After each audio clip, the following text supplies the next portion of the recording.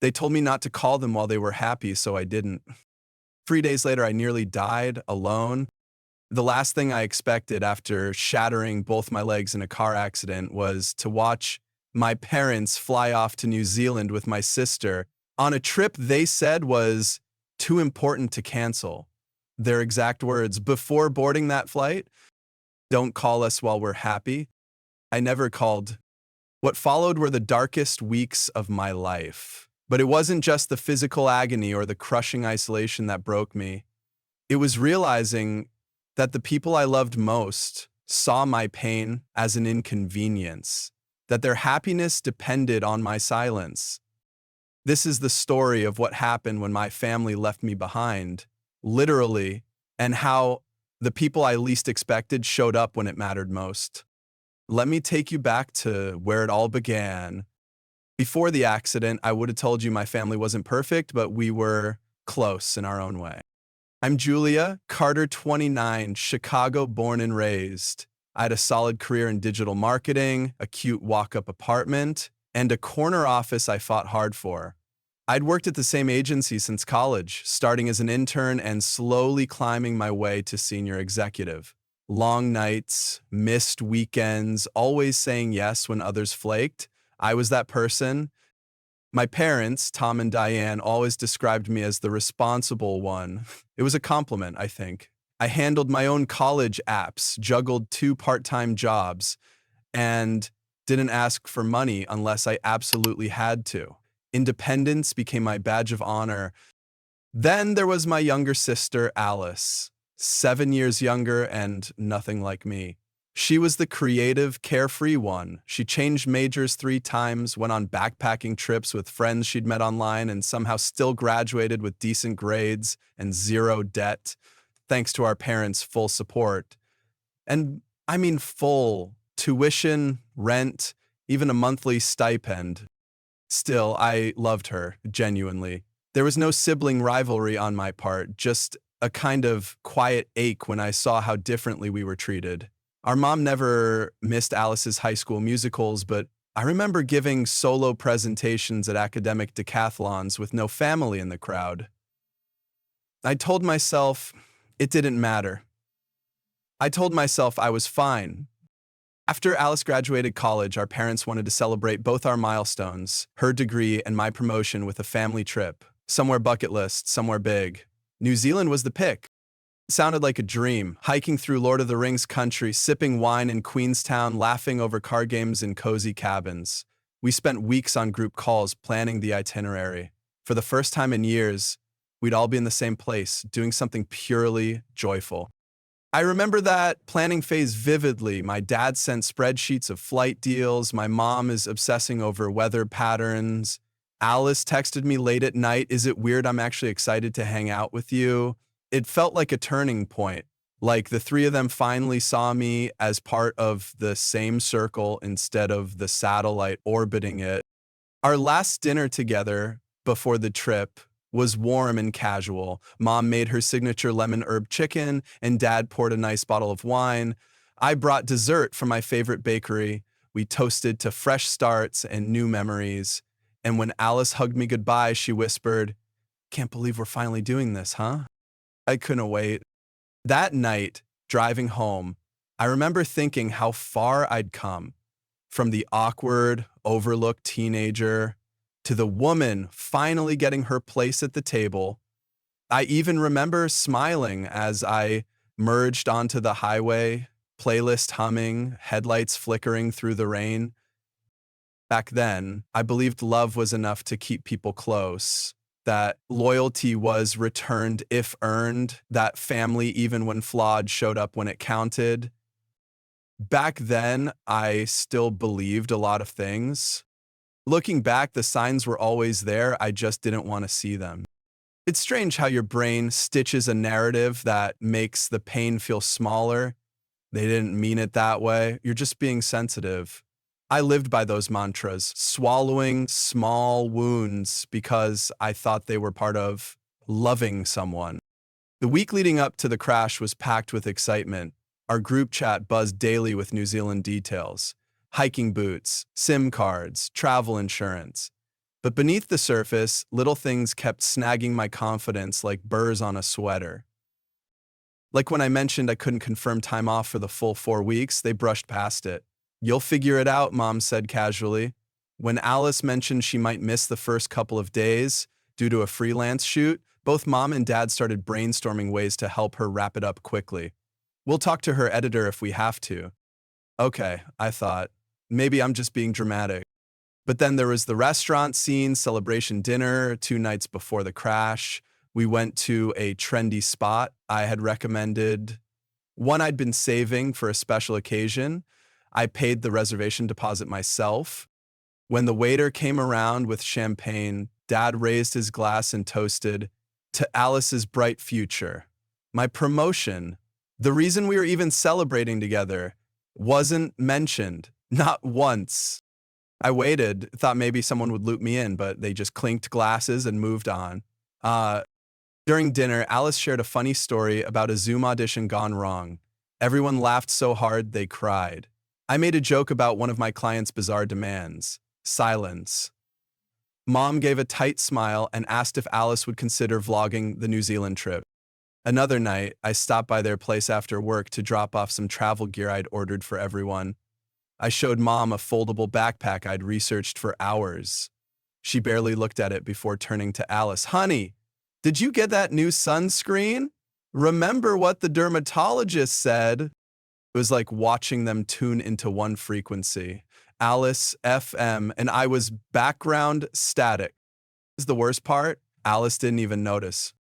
She wasn't malicious, just conditioned. When she spoke, people leaned in. When I spoke, they nodded politely and then moved on. I wondered how many times this had happened before. How many family vacations, birthdays, and dinners did I mistake for equal ground when I was quietly being outshined by default?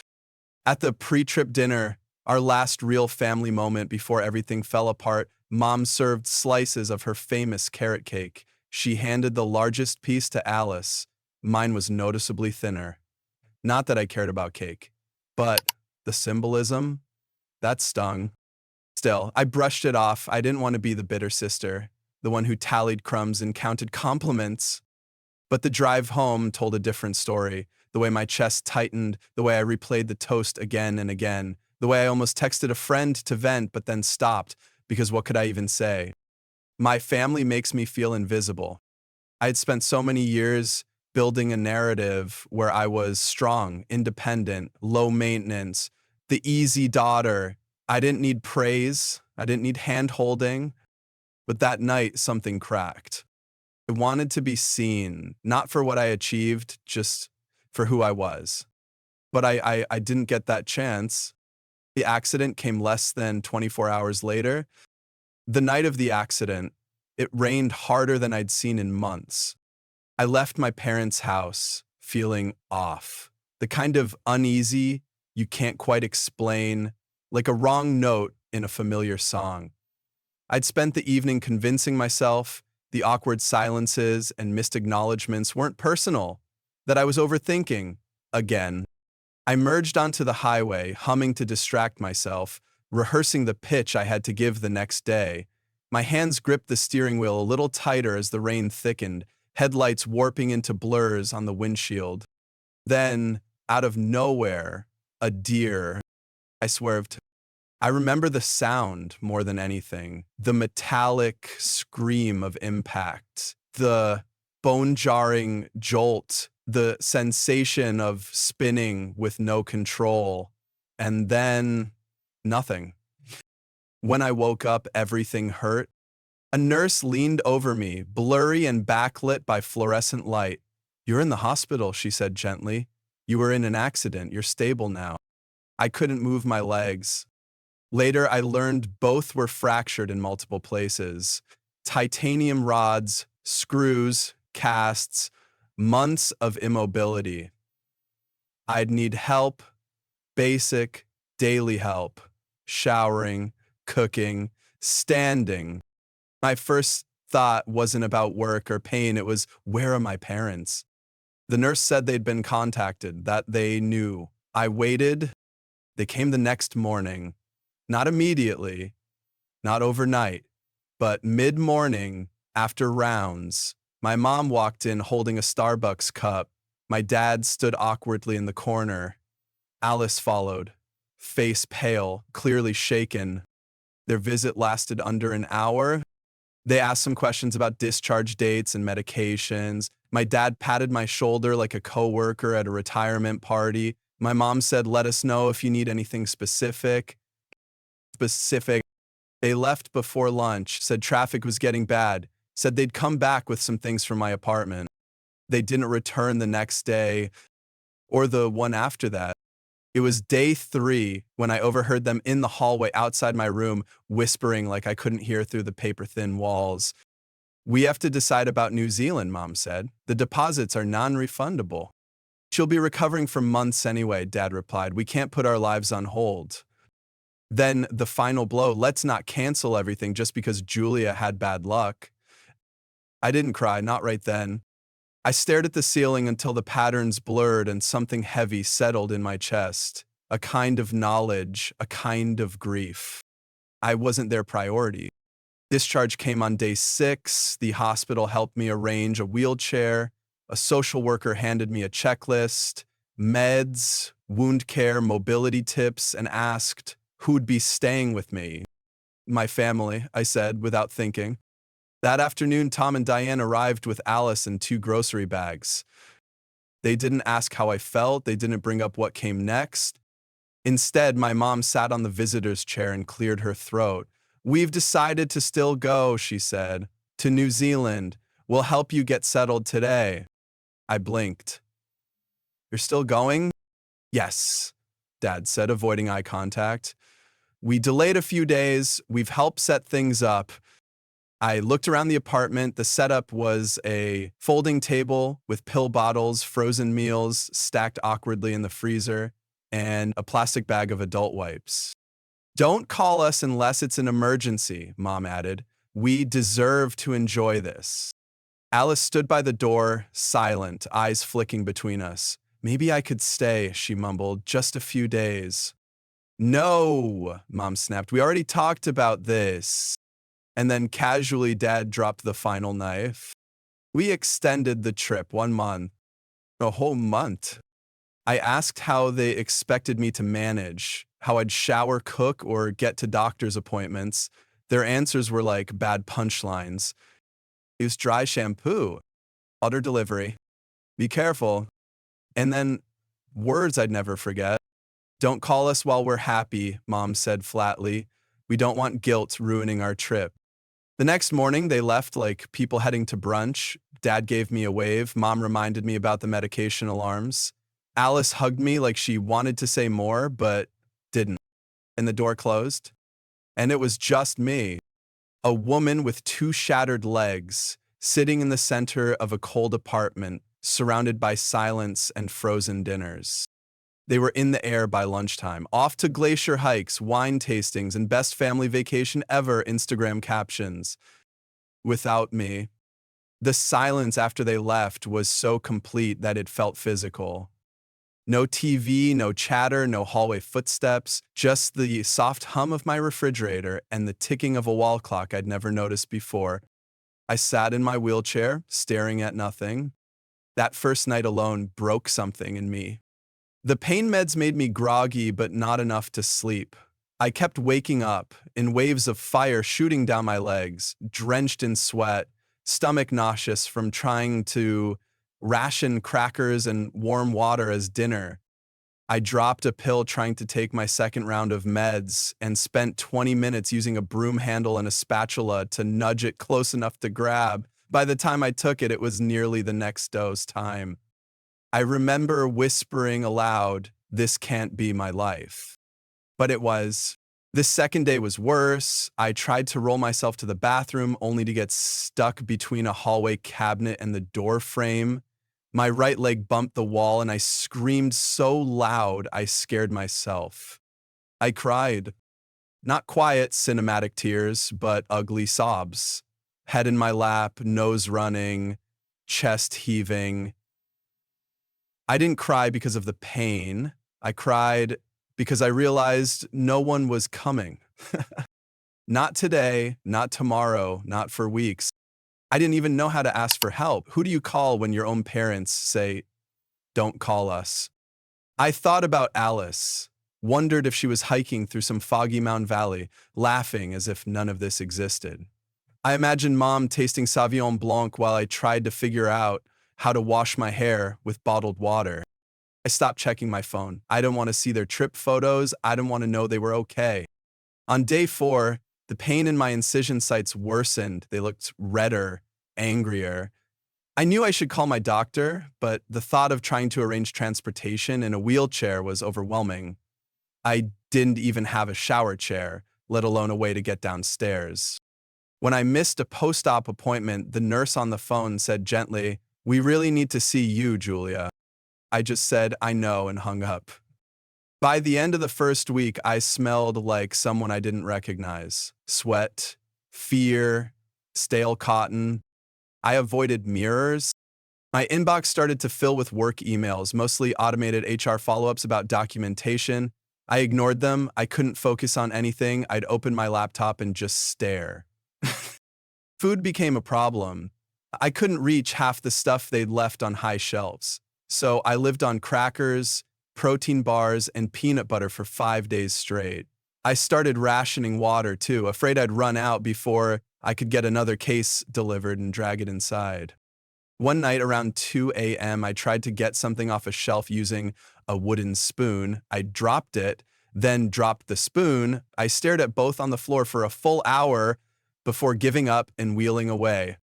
I began to wonder, what if I just stopped trying? It would no. What if I let the infections take hold, skip the meds, and let things fall apart? It wasn't that I wanted to die. I just didn't see a way forward. Not like this. But in the middle of that dark fog, there was still one stubborn thought that refused to leave. This can't be the end of my story. Somewhere deep inside, I still wanted to believe I mattered, that someone, somewhere would care enough to notice my silence, that I could pull myself out or be pulled if I just held on one more day. So I did. I held on, barely, but it was enough. The knock on my door startled me. It had been over a week since my parents left. I wasn't expecting anyone. Not groceries, not neighbors, definitely not someone from work. I thought about ignoring it, but then I heard a voice. Familiar, gentle. "Julia, it's Rachel from work. Are you okay?" Rachel. We weren't close, shared a few project meetings, and smiled in elevators. She had no reason to be standing outside my door with a tote bag and real concern in her voice. I cracked the door open, balancing in the wheelchair, my hair matted, my shirt stained. Her face softened. "Jesus, Julia, can I come in?" I didn't say yes, just moved aside. Rachel walked in like she belonged there, gently stepping over clutter, ignoring the stale smell, pretending not to notice the dishes or unopened mail. She opened the tote and began unloading. Groceries, toiletries, soup. "I brought a few things," she said quietly. "We hadn't heard from you. I knew something was wrong." And just like that, I started crying again. Not from pain, not from fear, from relief. She didn't flinch. She just started moving around, organizing pills, wiping counters, setting up a real food tray. She washed a few dishes, helped me clean up, and sat beside me while I ate hot food for the first time in days. "I don't understand," I said. "Why are you doing this?" Rachel looked at me like I'd missed something obvious, because someone had to. That night, she called our supervisor, Janet, told her everything. By morning, my workplace had activated like a machine. Quiet, organized, and kind. People I'd only ever emailed started showing up. Thomas from accounting helped set up payment plans for my medical bills. Stephanie from creative brought books and snacks. Janet's wife, a nurse, came to check my wounds. She cleaned them, redressed them, and taught Rachel what to do next. Someone arranged medical transport so I wouldn't miss another doctor's appointment. Someone else picked up my prescriptions. Someone else brought a shower chair. They created a spreadsheet, a schedule, a rotation of helpers. And suddenly, I wasn't alone. The shift was physical, tangible. The pain was still there, the fatigue, the frustration, but now There was laughter in my apartment, smells of coffee, music from someone's phone. For the first time, I didn't feel like dead weight in my own life. A few days in, Janet sat with me while I drafted an email to HR. She helped reframe my medical leave and set me up with partial work from home duties. I didn't do much, just reviewed content and answered light emails, but it made me feel human again, useful, and something wild happened. I began to want things again, to eat real food, to brush my hair, to respond to texts. Jessica, a home health aide, was assigned through a community referral. She came 3 times a week, bubbly, fast-talking, endlessly competent. She was the one who told me, "You're stronger than you think. Most people would have spiraled completely." I laughed bitterly, but she wasn't wrong. Physical therapy started soon after. Amy, my therapist, was patient and relentless. We began with toe wiggling, graduated to leg lifts, then partial stands, weight shifts, and upper body strengthening. It was excruciating and empowering. Every inch of progress felt earned. Every new bruise or bead of sweat was proof. I wasn't broken. I was rebuilding. People showed up for me in ways I never imagined, and not one of them shared my last name. Somewhere in that process of receiving help, of saying yes when pride said no, I found something I hadn't had in years: belonging. Not because I was useful, not because I overperformed, but because I mattered. One afternoon, Rachel stayed behind after the others left. We sat on my couch eating takeout, the TV on low. "You saved me," I said simply. She shook her head. "You just forgot you were worth saving." 6 weeks after the accident, I could stand with a walker. Not for long, but enough. Enough to reach the bathroom sink on my own, to microwave my meals, to feel the shift from surviving to reclaiming. My physical therapist, Amy, teared up when I took my first unassisted step in the living room. We high-fived like I just won a gold medal. That same afternoon, my parents came back from New Zealand. As I didn't hear it from them, of course not. No call, no we're home, just a casual text from Mom. "Back in town, we'll stop by tomorrow." Like they'd run out for groceries and were popping back in. The next day, I was mid-session with Amy working on knee bends when the front door opened. I'd forgotten they still had a spare key. They stepped in like nothing had happened, shopping bags in hand, tourist smiles on their faces. Alice trailed behind, looking less cheerful. Their expressions shifted the moment they saw the scene, me seated upright, surrounded by movement, voices, and care, Amy coaching gently, Thomas reviewing paperwork nearby, Rachel put clean dishes away. Mom blinked. "Who are all these people?" I smiled coolly. "Friends, the ones who actually showed up." There was a pause, a visible recalibration. "Wow," Dad said, rubbing the back of his neck. You look better than we expected." "Better than you hoped?" I asked, not even trying to soften it. They sat awkwardly while Rachel and the others packed up to give us privacy. Amy gave my shoulder a firm squeeze before she left. Mom stood, clearly trying to reassert control. "Well, now that we're back, we can take over from here. Give your coworkers a break." I looked her in the eye. "No." She blinked. "What do you mean, no?" "I mean, I don't need or want you to take over." There was a long, stunned silence. "I've had to rebuild everything without you," I continued, "figure out how to function, how to heal, how to survive. And I did, with people who didn't need a blood tie to care." Dad tried to interject. "Julia, that's not fair." "It's exactly fair," I snapped. "You abandoned me. You prioritized a vacation over your daughter in a wheelchair. You told me not to call you while you were happy." Alice let out a quiet gasp. She hadn't heard that line before. "That wasn't meant to sound harsh," Mom mumbled. "But you meant it," I replied, "and I believed you." I stood, slowly gripping my walker. You don't get to disappear when it's inconvenient and come back now like heroes. This isn't your redemption arc." Dad's mouth opened, closed, no words. Then something unexpected happened. Alice stepped forward. "She's right," she said softly. "I should have stayed. I wanted to. But you made it clear what the family priority was."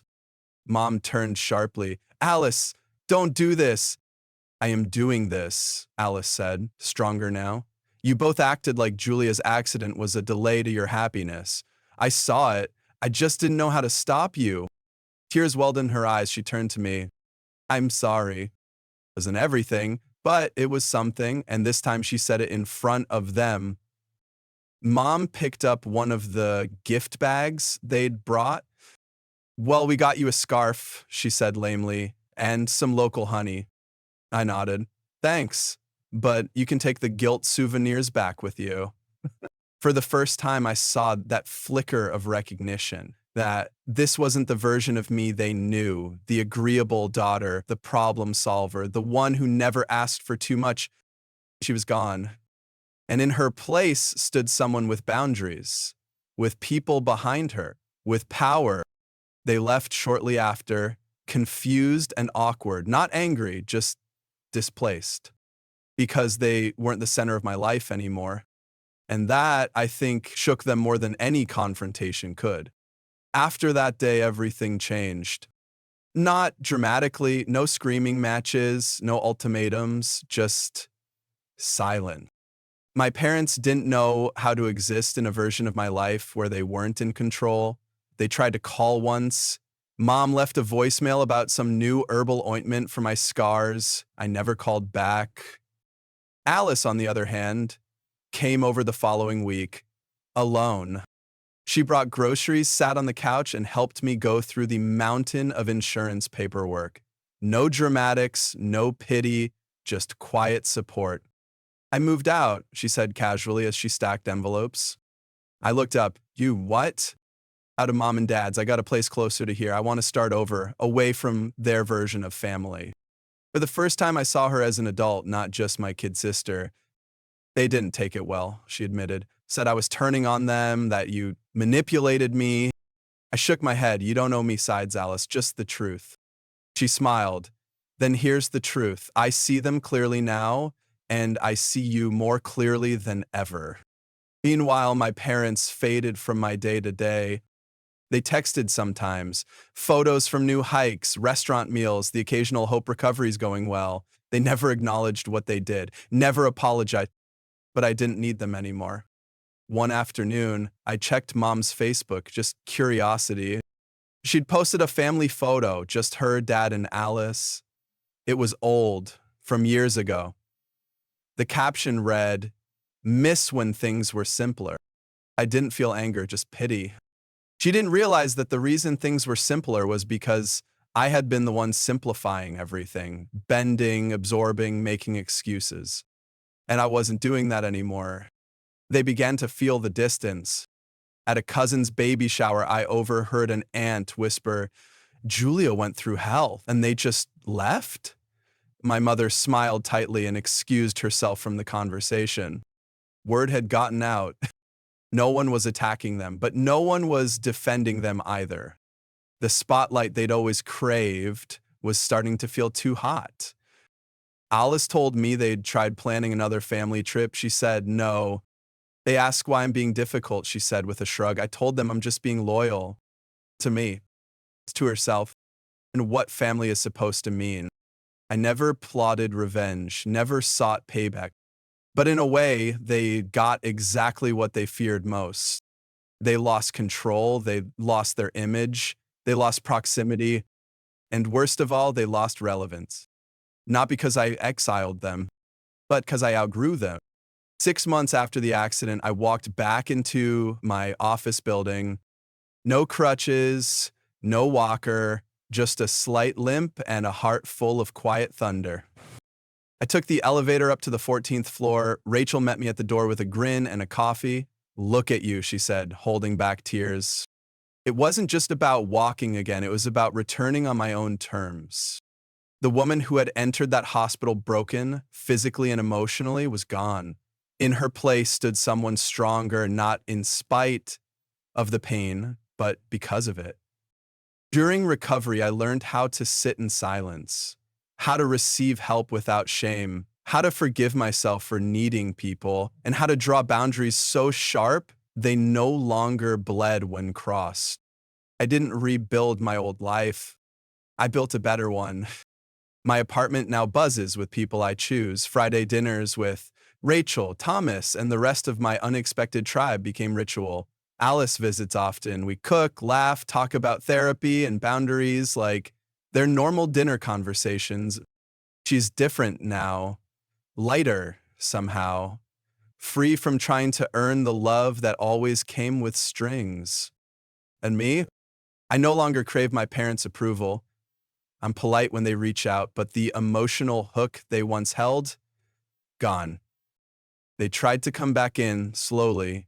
Birthday texts, holiday invites. I keep things simple, cordial, but distant, because I've learned something they never taught me. Family isn't blood, it's who shows up when it counts. Strength isn't pretending you don't need anyone, it's letting yourself be seen at your worst and believing you're still worthy of love. And independent? It doesn't mean being alone. It means choosing who gets to walk beside you. If you had told me 6 months ago that I'd be grateful for the day my life shattered, I would have laughed, or cried, or both. But today, standing in a room full of people who stayed when others walked away, I know the truth. That crash didn't just break my legs. It broke illusions I needed to let go. It cleared space for something real to grow, something chosen, something whole. And in that, I found something I never expected: freedom.